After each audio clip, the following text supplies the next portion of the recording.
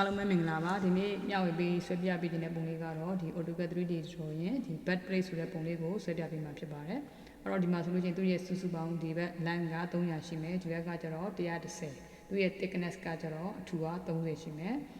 ဒီဘက်မှာဆိုရင်သူ့ရဲ့အစားဆုံး height က185ဒီမှာ drill ပေါင်း2ပေါက်ရှိမယ်သူက radius ပေါ့နော် 22.5 နဲ့ပေါက်ထားတယ်ပေါ့ဒါဆိုလို့ချင်းဒီဘက် drill ပေါက်ရဲ့ဒီဘက် land ရဲ့မြင်ရမှာလေးကright view အနေနဲ့မြင်ရပြီးတော့မှဒီဘက်ကဒီ eye ပုံစံလေးနဲ့မြင်ရမှာတော့ left view အနေနဲ့မြင်ရမှာဖြစ်တယ်ဒါဆိုရင်ဆွဲမဲ့နော် view ပေါ့နော်နေထားပုံမူတည်ပြီးတော့မှတူတဲ့ exit လေးတွေကိုပြောင်းပြီးတော့မှဆွဲပြပေးရမယ်ဒါဆိုလို့ရှိရင်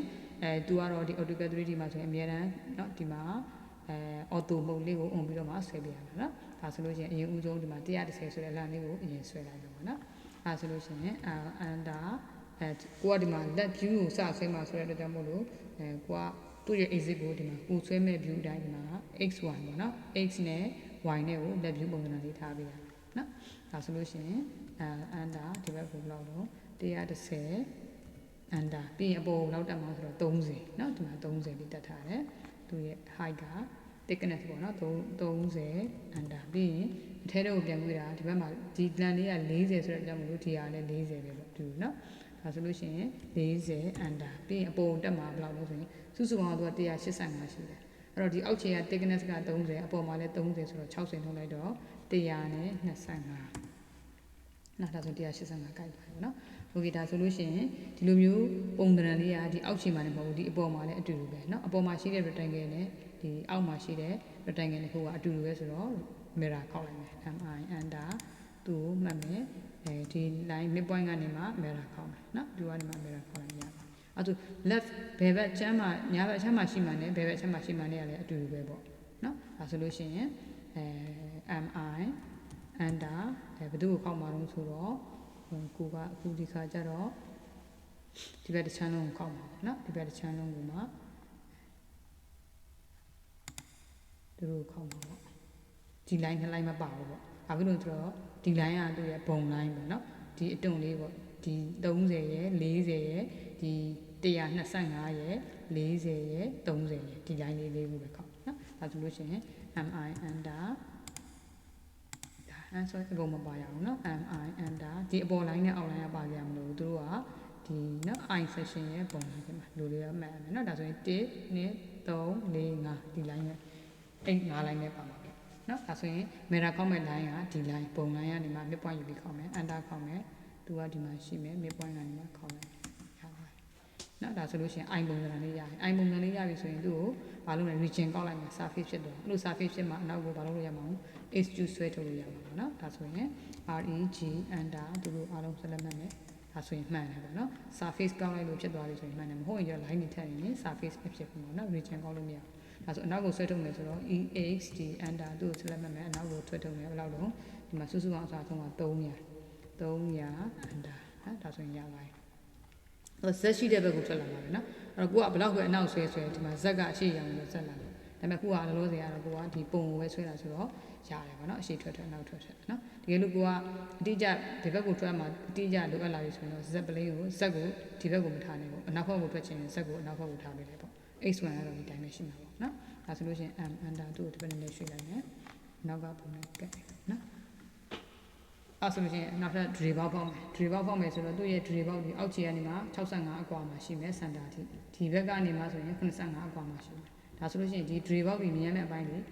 left view အနေနဲ့ right view အနေနဲ့မြင်ရမှာဒါဆိုရင်ခုမြင်နေရတာ left view နဲ့ဆွဲထားဆိုတော့ right view လေးချိန်မယ်အဲ့တော့ right view ချိန်မယ်ဆိုတော့ x y လေးကိုဒီ right view မျက်နှာပြင်မှာလာကပ်ပေးရမှာဒါဆိုရင်ဆက်ဒီမှာဒီမျက်နှာပြင်လေးမှာလာကပ်လိုက်မယ် x ဒီအချိန်မှာရှိမယ်sorry x ကအချိန်မှာရှိမယ် y ကဒီဘက်မှာလာကပ်ရမှာဟုတ်ပြီနော်ဒီလိုလေးရှိရမှာပေါ့နော်ဒါဆိုရင် x y right view မှာလာကပ်ပြီးဆိုရင်ရတယ်ပေါ့နော်ကိုယ့်ရဲ့မြင်ရမယ့်ဒီ drill ပေါက်ကလည်းဒီ x y ရဲ့မျက်နှာပြင်အတိုင်းလိုက်ပြီးမြင်ရမယ့်အပေါက်လေးနဲ့ပေါ့နော်ဒီအပေါက်လေးနဲ့ပေါ့ဒါဆိုလို့ရှိရင်သူ့ရဲ့ diameter က c under ဘယ်လောက်တော့ဆိုရင်c under center point ကိုကလစ်ချမယ်ကိုက diameter နဲ့ဆွဲမယ်ဆိုရင်45ရေးလိုက်ပေါ့နော် diameter ကိုနှိပ်လိုက်မယ်ပြီးတော့ဘယ်လောက်တော့45 under အဲသူ့ x cube တင်မယ် e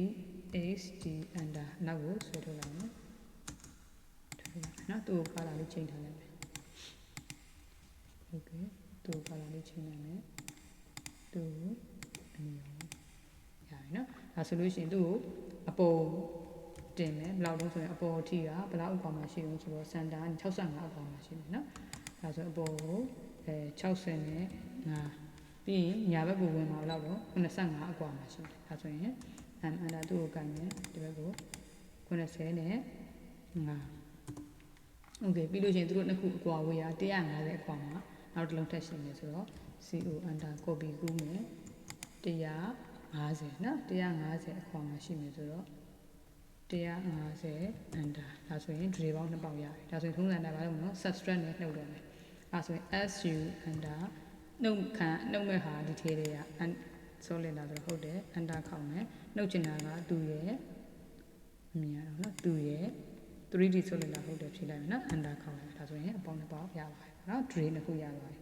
ဒါဆိုရင် OR under နော်ဒါဆိုရင်နှစ်ခုရဆိုရင်ဆိုလို့ချင်းဒီဘက်ကအတစ်ကလေးကိုဆက်ပြီးတော့မှဆွဲလိုက်မယ်နော်အဲ့ဒါဆိုလို့ရှိရင်သူကတဝက်မှာနော်သူအစားအဆုံးက300သူတဝက်မှာသွားပြီးတော့ဟောဖြစ်မှာဒါဆိုရင်သူ့ကိုrectangle လေးဆွဲပြီးတော့မှနှုတ်လို့ရအောင်ဟွာလေး wire frame လေးချိန်ပေးလိုက်မယ်နော်ဒါဆိုရင်အခုဆွဲမှာလေးကဒီ surface ဒီ rectangle လေးအတိုင်းနောက်ထပ်ကိုဝင်ပြီးတော့နော်နှုတ်ရမှာပေါ့ဒါဆိုရင်ဒီ surface အတိုင်း xy လေးကိုချိန်ပေးလို့နော်ဒါဆိုရင် sample လေးဒီမှာလိုက်ကပ်မယ်ကပ်ပြီးတော့မှကိုဆွဲမဲ့ပုံလေးနဲ့ကိုင်ညအောင်ဒီဘက်ကိုလာပြီးတော့မှသူ့ကိုဒီဘက်မှာလာပြီးတော့မှလူတွေထည့်ပေးလိုက်နော်ဒါဆိုရင်ရပြီပေါ့ကိုဆွဲမှာကဒီ xy နော်ကိုဆွဲမဲ့ rectangle ကဒီလိုမျိုး xy အတိုင်းဆွဲမှာဆိုတော့ကြောင့်မလို့ဒါဆိုရင် rec under ဒီတိုင်းလေးဆွဲမှာဟုတ်လားဒါဆိုရင်ဒီမှာ x ဒီမှာ y ဒီ rectangle ဆွဲမဲ့ပုံတိုင်း xy plane ရပြီဆိုရင် EHD under XU နဲ့ဆွဲထုတ်မယ် EHD under သူ့ဒီဘက်ကိုဘယ်လောက်လို့150เนาะ300ရှိရဆိုတော့150တဝက်ထိတော့မယ်ဆိုတော့ under ဒါဆိုရင်ငါတို့ရပြီလို့ subtract နဲ့နှုတ်လို့ရတယ်เนาะဒါဆိုရင်တွေ့တယ်လူလေးရပါပြီပေါ့ဒါဆိုရင် subtract နဲ့နှုတ်မယ် subtract နှုတ်မယ်ဆိုတော့ SU under သူ့ထဲကနေမှ under ကောက်မယ်သူ့ကိုနှုတ်မယ် under ကောက်မယ်ဒါဆိုရင် realistic ကြည့်ဒါဆိုရင် OR under open တစ်ချက်ကြည့်မယ်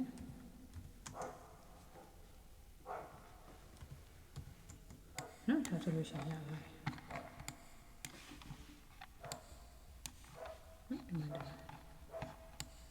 နော်ဒါဆိုလို့ရှိရင်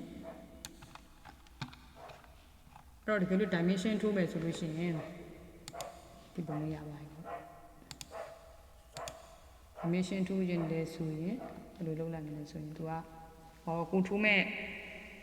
ဟော dimension ရှိတဲ့အတိုင်း x1 လေးချိန်ပေးရမယ်နော်အဲဆိုရင်အခုဒီတိုင်းထိုးလိုက်မယ်ဆိုဘာရမလဲဆိုတော့သူ့ရဲ့ height တွေရမယ်ဒီမှာနော် x နဲ့ y နဲ့ရှိတဲ့အတိုင်းအခု dimension ထိုးမယ်ဆိုလို့ရှိရင်သူတို့ရဲ့ thickness တွေထိုးလို့ရမယ်ဒီ height တွေထိုးလို့ရမယ်နော်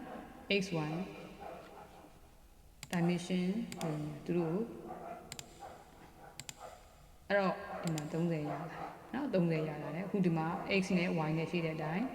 ဒီဘက်မျက်နှာပြင်ကိုထိုးခြင်းဒီဘက်မျက်နှာပြင်မှာ x နဲ့ y နဲ့လာကပ်ပေးရမှာနော်နောက်တစ်ခု dimension တက်ပြီးတော့ထိုးလိုက်မယ်ဒီဘက်အစားဆုံး height ကိုထိုးပေးလိုက်မယ်နော်အစားဆုံး height ဟာလာဒီမှာဆိုရင်185နော်ဒီမှာ x1 ရှိတဲ့အတိုင်းပဲဒီမှာ185ရမယ်ပြီးတော့တက်ပါကြံအောင်လို့ဆိုတော့သူရဲ့ဒီဟာရဲ့ circle ရဲ့ height ကိုထိုးလို့ရပြီနော် circle ရဲ့ under ခေါက်လိုက်မယ်ဒီ circle ကဒီအောက်ချန်နေဘယ်လောက်ကွာလို့ဆွဲခဲ့လို့ဆိုရင်ဒီမှာ65အကွာမှာဆွဲခဲ့တယ်နော်ဒါဆိုရင် height တွေရပါတယ်အဲ့ဆိုဒီကဒီဘက်လက်နေထွေးကြည့်ရအောင်နော်ဒီဘက်လက်နေထွေးမယ်ဆိုရင်ဒီမှာ z plane လေးကိုလှည့်လိုက်မယ်နော်ဒီဘက်ကိုလှည့်ပြီးတော့မှ x နဲ့ y ဒီဘက်ဆွဲထုတ်လိုက်မယ်နော်ဒါဆိုရင်ဒီဘက်ကလန့်နေထိုးလို့ရတယ်နော် x နဲ့ y နဲ့ဒီဘက်ရောက်လာပြီဒါဆိုလို့ရှိရင် dimension အနေမှာလေးမြဒီဘက်လန့်ကိုထိုးလို့ရတယ်ဒါဆို300ပေါ့နော်ပြီးရင်ဒီ circle ရဲ့ distance center ကနေမှာဒီဘက်အဆုံးကနေဘယ်လောက်ခွာခဲ့တော့သူကဟိုပါပေါ့95ခွာခဲ့တယ်နော် center လေး dimension တစ်ချက်ယူရမယ်နော်ဒီ center ကနေမှာဒီဘက် center ထိ95ခွာခဲ့တယ်နော်ဒါဆိုရင်ရပြီ ပြီးတော့မရှိအောင်လို့ဒီဟာလေးထိုးပြီးလို့ရတယ်နော်သူကဒီဘက်မှာ x1 လေးမျက်နှာချင်းကြိုက်ထားတော့သူနဲ့ပတ်သက်တာလေးအကုန်ပြတာ150ပေါ့တဝက်ချီယူရတာနော်ရတယ်ပေါ့နောက်တစ်ခုဟိုလေး radius လေး diameter လေးထိုးပေးလိုက်မယ်နော်ဒါဆိုရင်သူရဲ့ radius ကဘယ်လောက်လဲဆိုရင်22.5ပေါ့နည်းနည်းရှိပေးလိုက်မယ်နော်သူ့ကိုရှိပေးလိုက်မယ်ဆိုတော့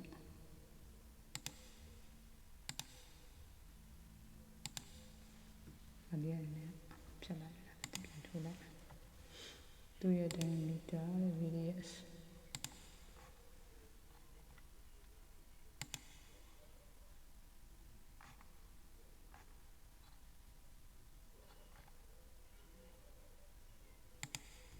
နော်ရပါအဲ့လိုလေးထိုးပြနော်ဒါဆိုလို့ရှိရင်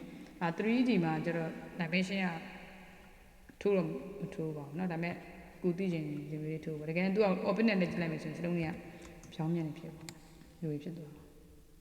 เนาะဖြောင်းမြန်နေဖြစ်သွားတယ်ဒါပေမဲ့ဘယ်လိုလေးထိုးရလဲဆိုတော့သိအောင်လို့ပြောပြပေးပါเนาะ